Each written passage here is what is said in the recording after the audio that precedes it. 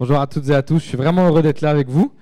Voilà, j'aimerais qu'on lise ensemble déjà le passage biblique, puis ensuite je vous donnerai mon titre, mes points et tout ce qui va avec dans ce message. On va lire dans Genèse chapitre 3 au verset 1er. Voilà, je lis en version second 21. Genèse chapitre 3, pour ceux qui cherchent dans leur Bible, c'est tout au début de la Bible. Voilà, le premier livre de la Bible.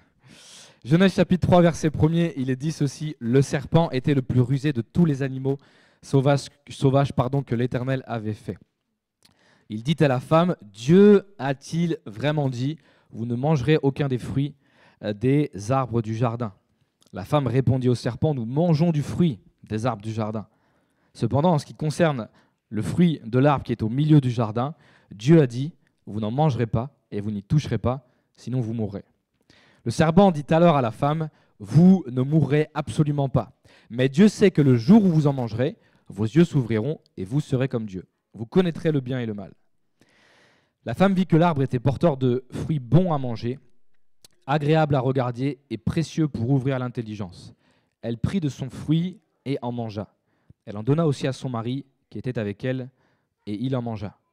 Leurs yeux à tous les deux s'ouvrirent, et ils prirent conscience qu'ils étaient nus. Ils attachèrent des feuilles de figuier ensemble et s'en firent des ceintures.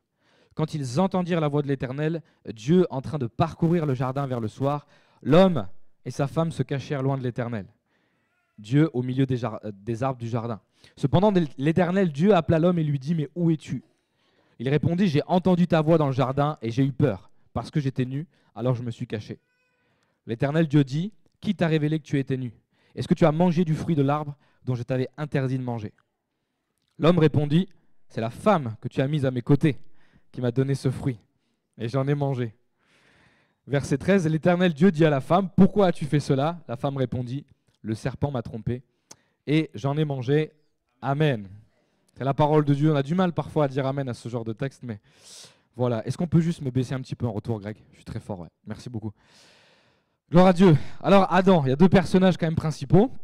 Et le serpent aussi, mais Adam et Ève. Donc je vais vous les décrire un petit peu ce matin. Adam, il a été le premier zoologiste. Ça, c'est incroyable. C'est lui qui a donné le nom à tous les animaux de la création. Il a été également le premier paysagiste responsable d'entretien d'un jardin. C'est super. Il a été la première personne créée à l'image de Dieu. Et il a été le premier être humain à connaître aussi la communion avec Dieu. Ève, elle a été la première épouse, la première mère, mais aussi la première femme. C'est pas rien quand même. Ok? Mais ce matin, ces deux personnes-là, et on va essayer de s'en servir pour ne pas commettre les mêmes erreurs, c'est vrai, mais ils ont été tentés et ils ont succombé à la tentation. Voilà le titre de mon message ce matin: ne laisse pas la ruse du serpent t'enlever ton bonheur.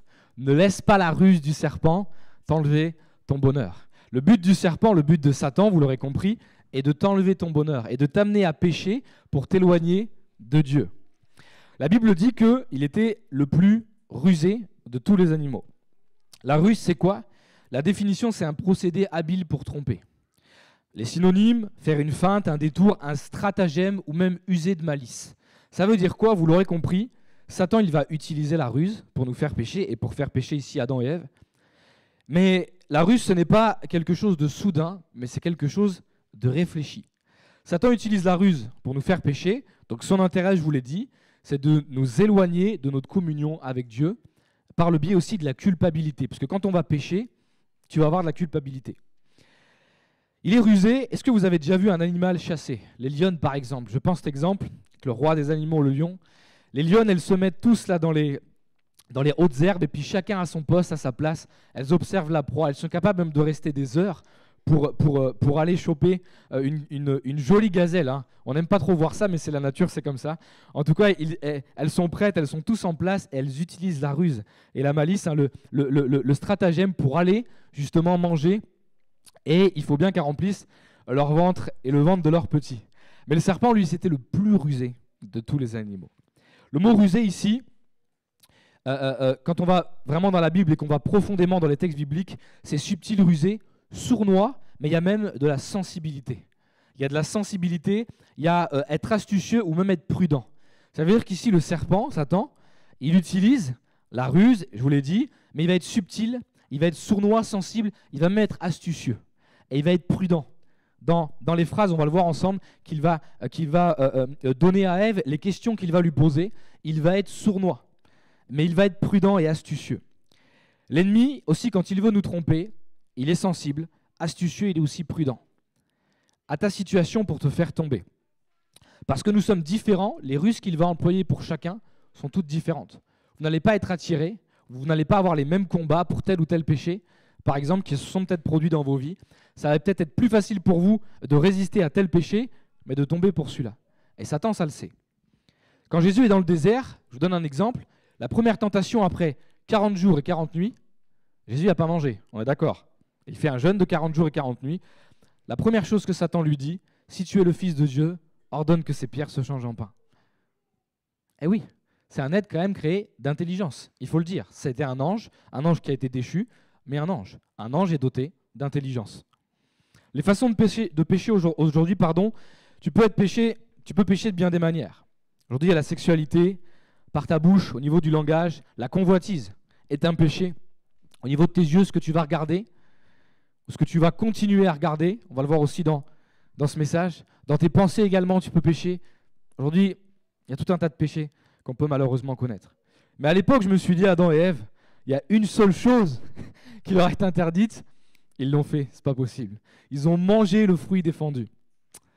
On va voir ensemble, je ne veux pas être macho ce matin, mais les 5 erreurs qu'Ève a faites et qu'elle aurait pas dû faire, c'est vrai, vous allez me le dire.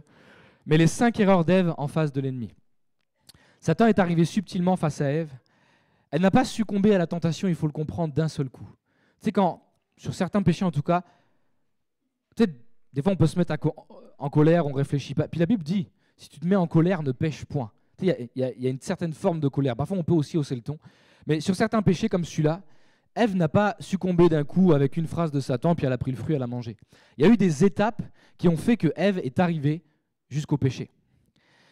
Il y a eu plusieurs étapes et on va les voir ensemble. Alors je blâme Ève ce matin, je ne suis pas là pour la blâmer bien évidemment, vous l'aurez compris. Et hier soir on parlait avec mes jeunes, je leur disais demain je prêche ce message sur Ève, etc. Je vais pointer du doigt les 5 erreurs d'Ève, mais pour ne pas les reproduire. Et directement le réflexe des femmes ça a été, ouais mais Adam il était où? Parce que tu ne peux pas le blâmer Adam, tu ne peux pas blâmer ses erreurs, il était où Adam? C'est vrai, on va le voir aussi ensemble. La première erreur que Ève a faite, elle a fait un compromis. C'est le premier point ce matin. Ève, elle a fait un compromis. Vous savez pourquoi? Parce que Ève, c'est dit qu'au verset 2, la femme répondit au serpent. La femme, elle a répondu à Satan, elle a répondu à l'ennemi, donc elle a commencé à ouvrir une porte. Puis vous savez pourquoi Satan il a discuté avec Ève? Parce qu'il s'est dit, si je discute avec un homme, la conversation elle va vite être close. Les femmes, c'est des pipelettes, il le savait, il s'est dit, je vais discuter avec Ève. Ça va être plus facile. Ok, je vais me faire laminer en sortant par les femmes. Là. Ma femme, je crois qu'elle n'est pas là, elle est aux enfants, donc elle n'entend pas, ça va. Bon, c'est vrai que nous, les hommes, on n'est pas mieux parfois. Hein. Nos femmes, elles nous attendent dehors et nous, on est encore en train de discuter. Il faut l'avouer, il faut l'avouer. Alléluia. Imaginez, frères et sœurs, dans la rue, certaines femmes se font accoster. Je prends l'exemple, il est ce qu'il est. Mais si un homme vient accoster une femme, la femme, si elle décide de lui répondre, si elle décide d'aller boire un verre avec lui et de converser avec lui, plus elle va discuter avec lui, plus elle va s'ouvrir à lui, et il n'y a pas besoin de coucher ensemble pour ça, mais plus elle va discuter avec lui, plus elle va ouvrir son cœur, et plus il va savoir ce qu'elle aime, ce qu'elle n'aime pas, il va connaître aussi ses points forts, ses points faibles, etc. Parce qu'il va ouvrir, et elle aussi de son côté, elle est libre ou non de le faire, d'ouvrir ou non la discussion. Les affaires de trahison, je ne sais pas si vous l'avez remarqué, mais dans les familles, les plus graves parfois se font en famille. Parce que ce sont des gens qui se connaissent parfaitement. Plus vous passez du temps à converser avec les gens, plus vous passez du temps avec eux, des moments avec eux, plus ils vont vous connaître. Ce sera plus facile, malheureusement, de vous faire tomber. Ces personnes se connaissent parfaitement. Dans un couple, même parfois, il n'y a plus besoin de se parler dans certaines situations. Je ne dis pas que vous ne devez pas communiquer dans un couple. Mais parfois, dans des situations avec ma femme, on a juste à se regarder, on se comprend. Après, on discutera la situation, mais juste avec un regard, on s'est compris. Après, bientôt 8 ans de mariage, c'est normal. Allez, je ne parle pas de ceux qui ont 20 ou 30 ans, ou plus même. Juste un regard, parfois, vous vous comprenez dans certaines situations. Certains couples se détruisent aussi parce qu'ils ne communiquent jamais. Donc il faut quand même communiquer, ou ils communiquent malheureusement de la mauvaise manière. Je vous donne l'exemple également du psychologue. Le psychologue, quand quelqu'un va le voir, attention, le psychologue, même les soins pastoraux, là, le rendez-vous que vous avez avec le pasteur dans le bureau, nous, n'est pas comme Satan pour vous faire tomber puis vous faire aller plus bas que terre. Au contraire, c'est pour vous élever. Le psychologue aussi, il est là pour comprendre ce qui s'est passé puis vous aider à aller mieux. Mais le psychologue, il va falloir discuter avec lui. Il va poser des questions, il va ouvrir un dialogue pour que vous puissiez, qu'il puisse rentrer, je dirais, dans vos pensées et dans vos cœurs, mais pour vous aider et pour que vous puissiez aller mieux. Donc la communication, frères et sœurs, elle est super importante. J'ai tapé aussi sur Internet la communication et je suis tombé sur cet article « Pourquoi la communication est la clé du succès ?» Il y avait 5 propositions sur les clés du succès de la communication. Puis j'ai retenu que les 2 premières. La première, c'est savoir écouter la personne.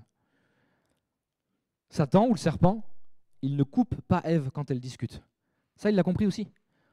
Elle va discuter avec lui, il va attendre tranquillement sa réponse. Il va l'écouter. Et il va aussi, la deuxième, c'était poser des questions. Dieu a-t-il vraiment dit? Il va lui poser aussi des questions à Ève. Parce qu'il veut rentrer dans son intimité et savoir ce qu'il y a dans sa tête. Ouvrir un dialogue. Je vous dis bien, mais Romain, Jésus l'a fait dans le désert avec Satan. Jésus l'a fait court, simple, net et précis, il a pris les Écritures. Mais honnêtement, moi je veux laisser ça à Jésus ce matin. Jésus l'a fait, Jésus, ok, en plus après 40 jours de jeûne, etc. Mais Jésus l'a fait, il savait aussi ce qu'il faisait et on va le voir ensemble. Parfois on n'a pas la force suffisante de résister. Là aussi, le diable avec Jésus, il n'arrive pas avec une armée d'anges, etc., une armée de démons pour défier Jésus, mais il arrive subtilement en ouvrant un discours. Il ouvre le discours. Et dès le début de la création, avec Ève, il l'avait compris, en ouvrant un dialogue, un discours, c'est comme ça qu'on peut rentrer aussi, malheureusement, dans le cœur des gens et dans la tête des gens. Jésus avait la force nécessaire de le faire à ce moment-là. Puis Jésus, quand il répond à Satan, il a considéré le positif en s'appuyant sur la parole de Dieu, toujours. Deutéronome, chapitre 6 et chapitre 8 de tête, ce que Jésus a cité. Jésus, il a considéré le positif, toujours, et il a été clair, net et précis. Il n'a pas retenu le négatif. Dieu est ceci, Dieu est cela. Je vivrai de toute parole qui sort de la bouche de Dieu. Voilà comment Jésus a répondu. Et c'est la deuxième erreur que Ève a faite. Deuxième point ce matin, elle a considéré le négatif plutôt que le positif, puisqu'elle va ouvrir le dialogue, puis finalement en parlant, tu as peut-être... Et voilà, ça commence à rentrer. Genèse chapitre 2, versets 16 et 17, on était au verset 3, au chapitre 3, pardon. Je vous ramène au chapitre 2. L'Éternel Dieu donna cet ordre à l'homme, tu pourras manger les fruits de tous, et j'insiste sur le tous les arbres du jardin. Mais tu ne mangeras pas le fruit de l'arbre de la connaissance du bien et du mal, car le jour où tu en mangeras, tu mourras, c'est certain. Voilà ce que Dieu leur a dit. Et puis Satan, il va poser cette question. La question de Satan, elle est très subtile. Il va essayer d'obtenir une réponse de Ève par une question, et il connaît certainement la réponse. Il va dire, Dieu a-t-il vraiment dit, vous ne mangerez aucun des fruits des arbres du jardin? Tu sais, il aurait pu poser cette question, vous ne mangerez, Dieu a-t-il dit, mais tu vois, cet arbre-là, vous ne mangez pas de ses fruits, celui-ci. Non, vous ne mangerez d'aucun des fruits. Puis elle va encore continuer à converser. La femme répondit au serpent, nous mangeons du fruit des arbres du jardin. Est-ce que ce n'est pas finalement un peu négatif sa réponse? Nous mangeons des fruits des arbres du jardin. Non, non, non. Dieu a dit, vous pouvez manger de tous les fruits des arbres du jardin. Et puis le verset 2, il est très court, mais le 3, elle va insister dessus. Cependant, en ce qui concerne le fruit de l'arbre qui est au milieu du jardin, Dieu a dit, vous n'en mangerez pas et vous n'y toucherez pas, sinon vous mourrez. Elle va insister sur le négatif au lieu de prendre le positif. Elle rend Dieu moins généreux et plus exigeant que Dieu l'est vraiment.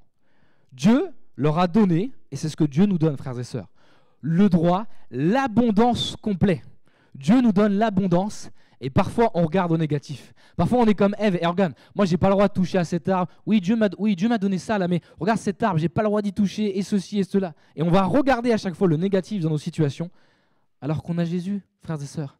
Ça paraît simple quand je dis ça, mais on a Jésus, on a l'abondance, nos péchés sont pardonnés, on vivra la vie éternelle avec lui, etc., etc. Vous êtes mes enfants.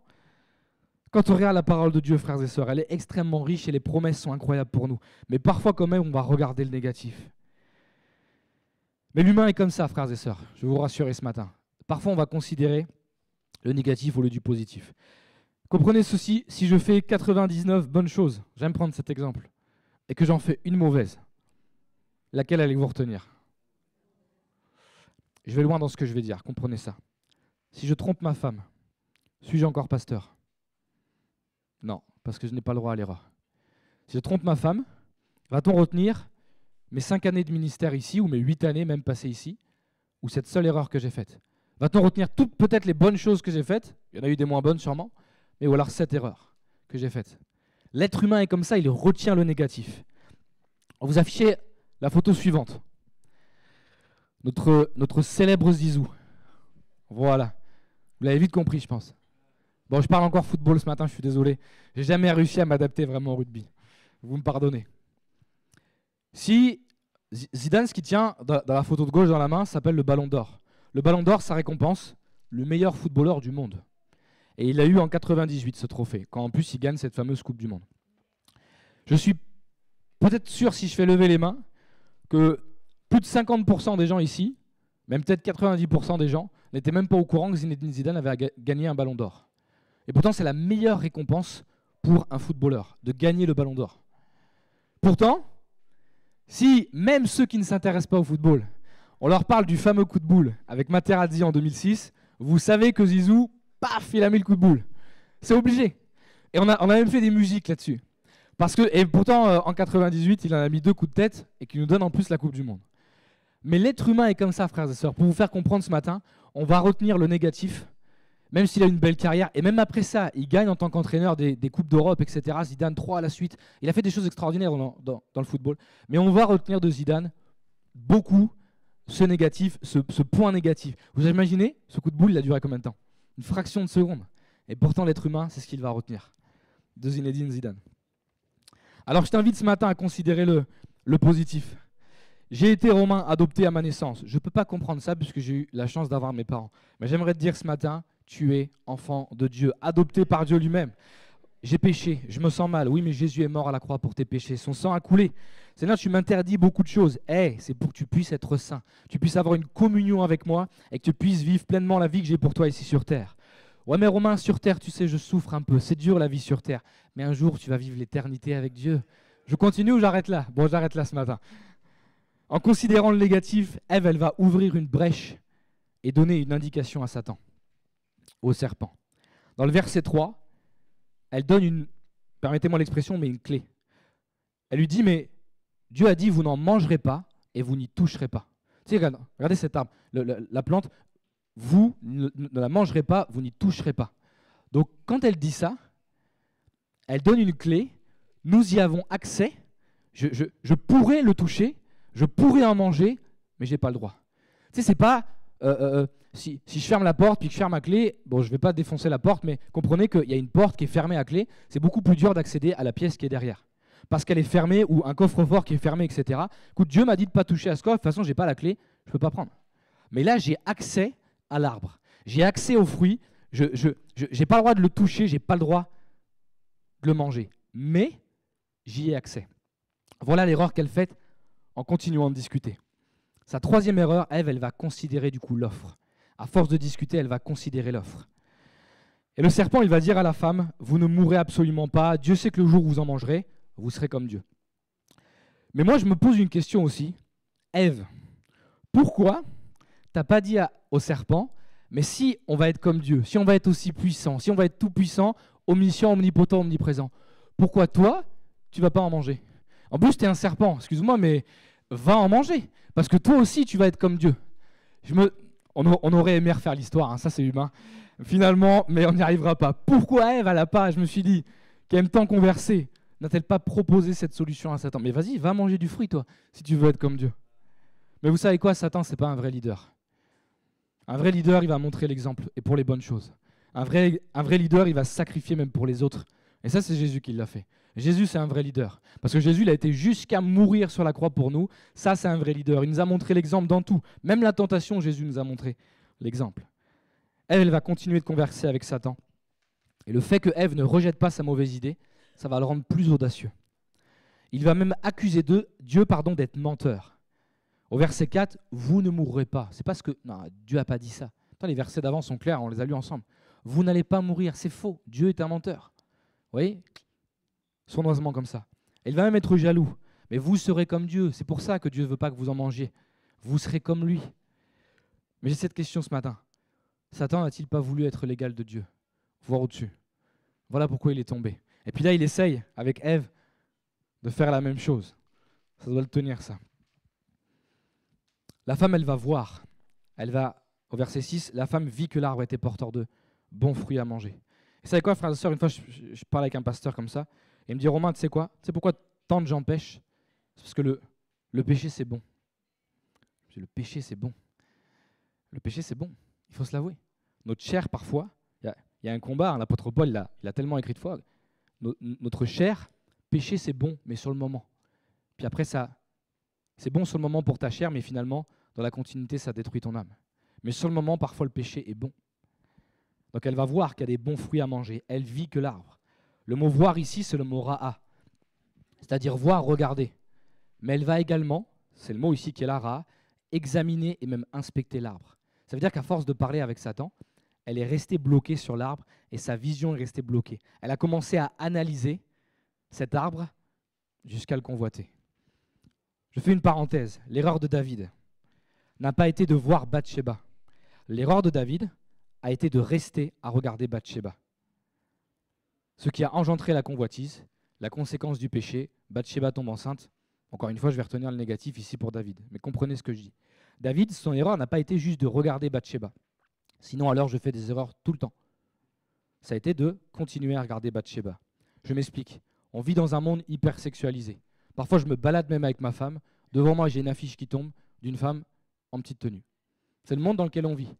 Mais mon choix, aujourd'hui, c'est de me dire, est-ce que je continue à regarder cette affiche ou est-ce que je détourne mon regard? Comme Job, j'ai fait un pacte avec mes yeux et je le détourne. Que je sois avec ou sans ma femme, d'ailleurs. Puis finalement, quand on laisse des petites choses comme ça insignifiantes, frères et sœurs, comme Ève qui a continué à regarder, il y a des choses qui se passent. Dans les télévisions, il y a des pubs qui arrivent. Ou même des fois dans les films. C'est juste une petite scène de sexe. Je peux la laisser, c'est pas grave. Les panneaux publicitaires également, je vous l'ai dit, même les réseaux sociaux, il se passe des choses comme ça. Et dans nos écrans, un peu choquante cette image, mais je vais vous la montrer. Pour le téléviseur, j'étais sûrement pas né. Mais regardez ce qui se passe. Sournoisement, c'est ce que Satan fait. Il s'introduit comme ça dans nos écrans. Il s'introduit dans nos écrans. Puis quand on laisse la place comme ça, juste, mais c'est pas grave, c'est juste une petite scène comme ça, c'est pas grave. Et je parle de sexe, mais je peux parler de violence aussi. Parfois la violence, mais c'est pas grave, c'est juste une bataille, c'est juste ceci, juste cela. Puis sournoisement, alors Satan, il vient s'immiscer comme ça dans nos téléviseurs et nos écrans aujourd'hui, dans nos téléphones. En considérant cette offre, Ève s'ouvre à la tentation à 3 niveaux, on va vous l'afficher également. La tentation physique, il est bon à manger, quelque chose qui va attirer le sens, le plaisir. La tentation qui va être émotionnelle, ça va être agréable pour elle à la vue.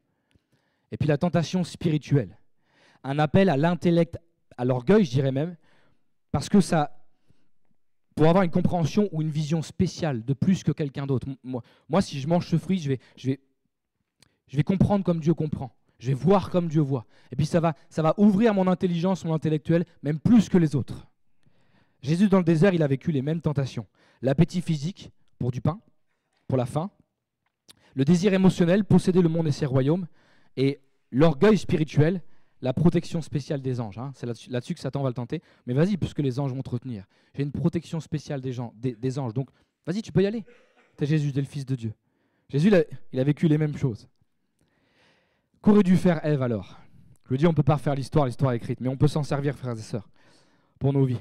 Les psychologues disent qu'il y a 2 réactions face au danger. Soit tu te bats, soit tu fuis. Il y a 2 solutions. Te battre, tenir bon avec les armes de Dieu, vous connaissez Éphésiens chapitre 6. Jacques chapitre 4, j'ai pris ce verset pour illustrer. Au verset 7, soumettez-vous donc à Dieu, résistez au diable et il fuira loin de vous. Si tu penses, ok, je vais être plus clair. Si tu es sûr, parce que si tu penses, ce n'est pas suffisant. Si tu es sûr d'avoir les armes nécessaires pour tenir ferme face à cette tentation, alors ok, tu peux rester te battre. Et avec l'aide de Dieu, bien évidemment, ça va de soi. Sinon, fuis, tu cours. 2 Timothée chapitre 2, verset 22, fuis les passions de la jeunesse. Recherche la justice, la foi, l'amour, la paix, avec ceux qui font appel au Seigneur d'un cœur pur. J'ai trop souvent entendu, un homme ça pleure pas, même je parle pour nous les hommes, là, un homme ça pleure pas, un homme ça fuit pas, un homme ça se bat, etc. Eh ben moi, je suis un lâche alors. S'il faut fuir devant le péché, je fuis, parce que Dieu sera fier de moi. Tu sais, Satan, quand tu fuis, finalement, il se dit, celui-là c'est un bon. Parce que celui-là, il fuit, il veut éviter de souiller son corps, il veut éviter de souiller son âme pour plaire à Dieu. Évalue la situation avant, mon frère, ma sœur. Reconnais aussi ta faiblesse. C'est ce qu'il faut faire parfois. Reconnais ta faiblesse. La tentation, elle est parfois trop grande pour nos forces. Il vaut mieux nous sauver que de risquer d'y tomber. Fuir, ce n'est pas pour les lâches. Et je le répète, un homme n'a pas besoin de forcément se battre. Tu peux fuir, s'il le faut, pour gagner ton âme. Mais la convoitise, elle est là. Et c'est ce qui va engendrer le péché. Et sur cette 4e erreur, j'ai pas beaucoup à dire. C'est la désobéissance. Elle vit qu'il était porteur de bons fruits à manger, agréable à regarder, précieux, hein, on l'a vu ensemble pour ouvrir l'intelligence. Elle prit de son fruit et en mangea. Elle va le prendre en plus. Tu sais, au moment où elle l'a pris, je ne sais pas ce qui s'est passé dans la tête de Ève, mais il a dû se passer vraiment des choses, mais elle l'a pris. Je pense que c'est trop tard à ce moment-là. Je pense. Parce que finalement, c'est tout ce qui s'est passé avant qui l'ont amené à pécher. Comprenez ici, voilà où je voulais vous amener, que Ève, avant de pécher, elle a eu le choix. Là, c'est un choix qu'elle a fait. C'est pas, je vous dis, ça vient pas comme ça, on pêche comme ça, etc., etc., d'un coup, sur un coup de folie, ça arrive, hein, et d'ailleurs, un coup de folie, parfois, ça peut coûter cher. Mais elle a alimenté son péché depuis longtemps. La tentation, là, elle a trop alimenté. Elle n'a pas été assez brève. Elle pêche parce qu'elle choisit d'ignorer la parole que Dieu lui a donnée. Et là, une parole audible. Puis, en plus, je m'avance un peu, mais je pense qu'on ne peut pas parler de faiblesse de la chair, etc. Vous savez, la chair, le Saint-Esprit, etc., etc. Faiblesse de la chair. Il n'y a pas encore le péché, il n'y a pas encore tout ça, mais finalement, enfin si, je me trompe, hein, Satan lui a déjà péché. Mais comprenez ce que je dis ici pour elle. Et puis finalement, voilà mon 4e point. Il n'est pas plus long et pas plus court, mais elle a choisi de désobéir. Mais ce n'est pas juste la désobéissance qui est là d'un seul coup. C'est parce qu'il y a eu des étapes avant et elle n'a pas fermé la porte à l'ennemi, elle a laissé l'ennemi rentrer. Elle a laissé l'ennemi arriver, elle a discuté avec lui. Puis la 5e erreur qu'elle fait, Ève, c'est qu'elle va même, parce qu'elle dit, attends, toute seule, pécher toute seule quand même, ma conscience, jamais même Adam a péché. La 5e erreur qu'elle a faite, elle en donna aussi à son mari, qui était avec elle et en mangea.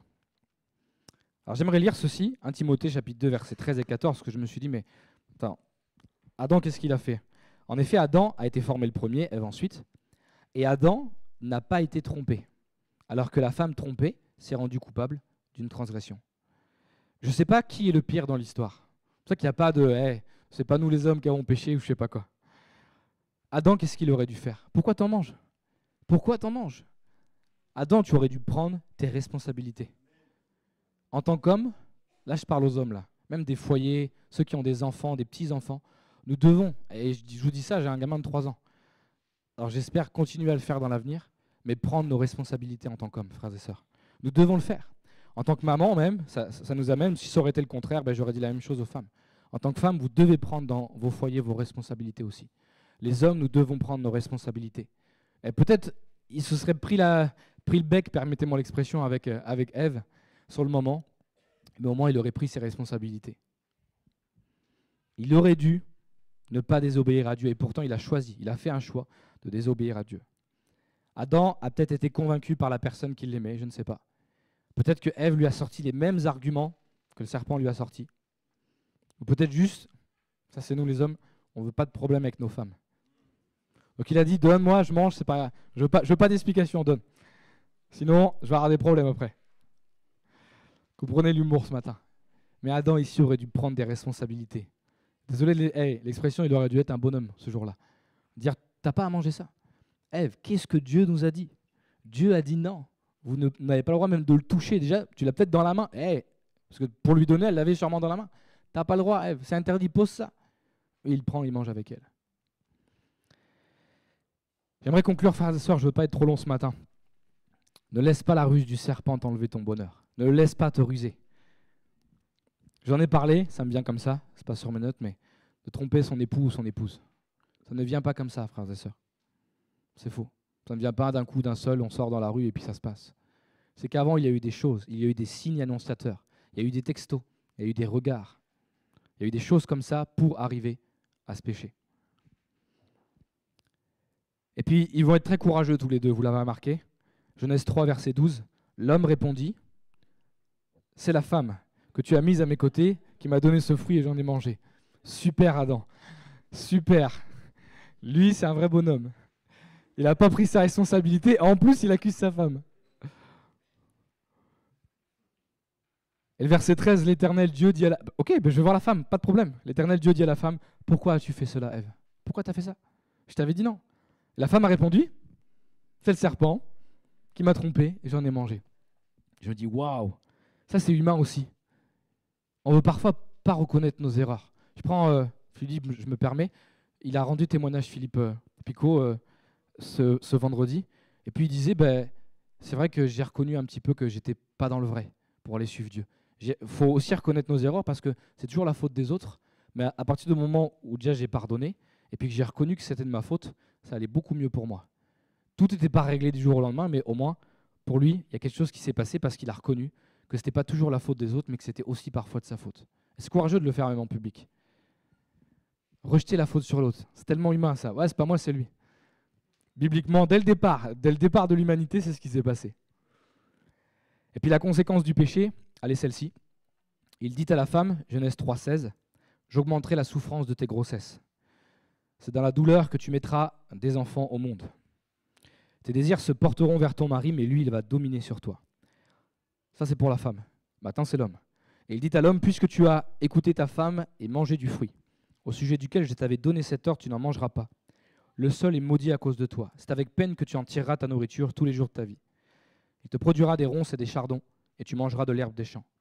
C'est à la sueur de ton visage que tu mangeras du pain, et ce jusqu'à ce que tu retournes à la terre, puisque c'est d'elle que tu as été tiré. Oui, tu es poussière, et tu retourneras à la poussière. » Amen.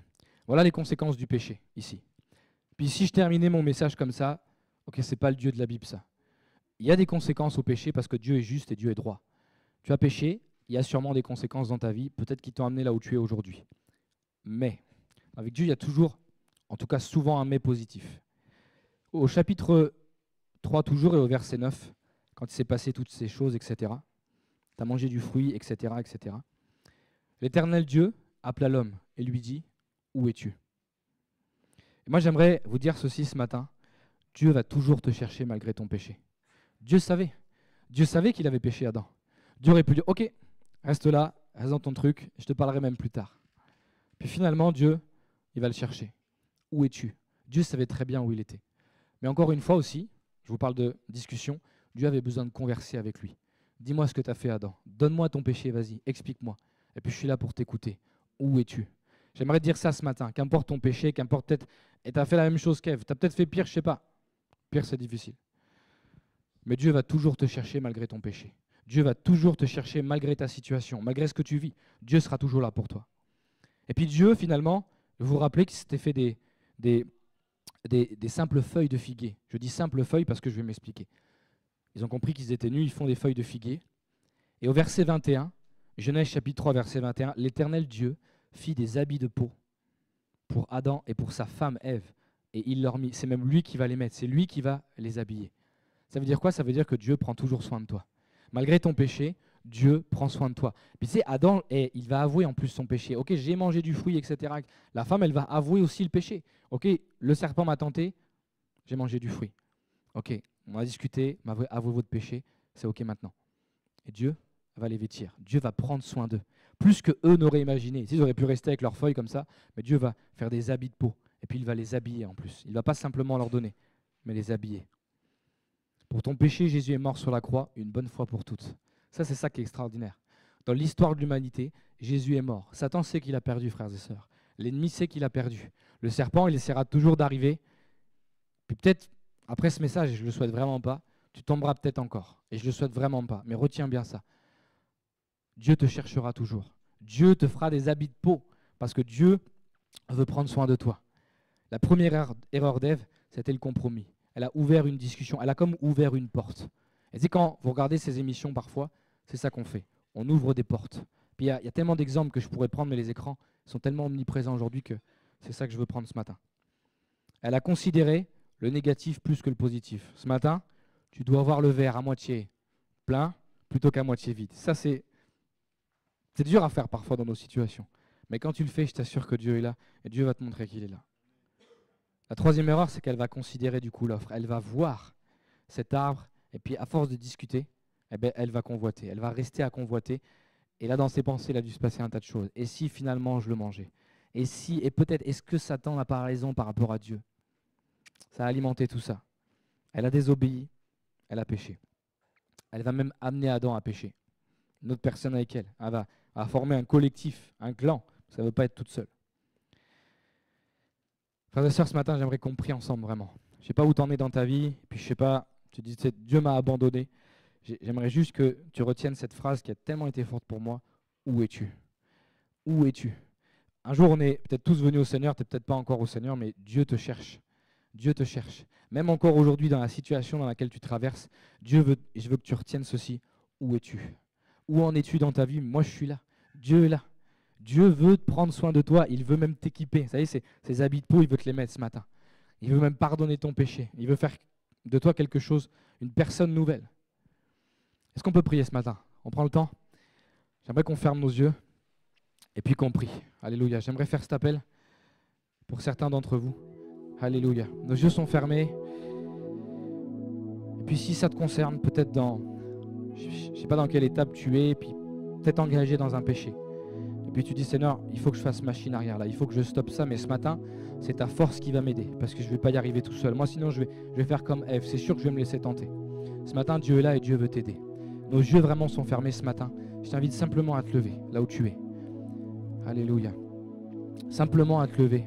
Et Dieu te dit, où es-tu mon enfant? Et si tu te lèves, Dieu te voit. Dieu voit ton cœur qui se lève ce matin. J'aimerais prier simplement avec l'église là. Et puis tu sors de ce lieu restauré, renouvelé, qu'il soit vraiment passé quelque chose ce matin. On n'est pas là pour blâmer Ève, on n'est pas là pour blâmer Adam non plus. Mais on est là pour tirer des leçons bibliques de ce qui s'est passé. Est-ce qu'il y a encore 2-3 personnes qui veulent se lever ce matin dans la simplicité? Et pendant que je prie, vous pouvez encore vous lever. Alléluia. Seigneur, tu connais chaque personne qui s'est levée ce matin. Tu connais chaque cœur qui est debout. Et je te prie, Seigneur, que tu agisses dans leur cœur et dans leur vie.